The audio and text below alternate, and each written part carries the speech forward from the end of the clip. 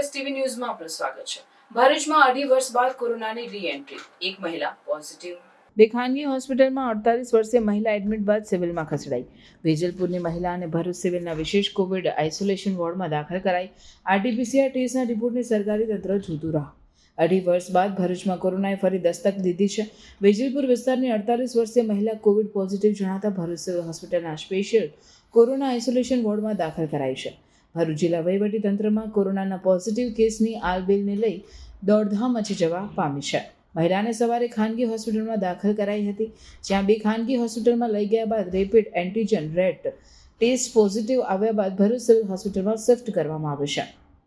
કોરોનાની દસ્તક વચ્ચે સિવિલ હોસ્પિટલમાં પહેલાથી જ 200 બેડનો કોરોના આઇસોલેશન સ્પેશિયલ વોર્ડ તબીબની તમામ ટીમ સાથે તૈનાત કરી દેવાયો છે। સિવિલમાં 4 ઓક્સિજન પ્લાન્ટ સાથે ઓક્સિજન સિલિન્ડર, બાયોપેપ અને વેન્ટિલેટર પણ પૂરતા પ્રમાણમાં ઉપલબ્ધ છે। તબીબી સ્ટાફ સાથે મેડિકલ અને પેરામેડિકલની ટીમ પણ તમામ દવાઓની જરૂરી સાવચેતીના પગલાં સાથે સજ્જ છે। હાલ તો મહિલાના આરટીપીસીઆર ટેસ્ટની સરકારી તંત્ર રાહ જોઈ રહ્યું છે। રિપોર્ટર કેતન મહેતા, ભરૂચ।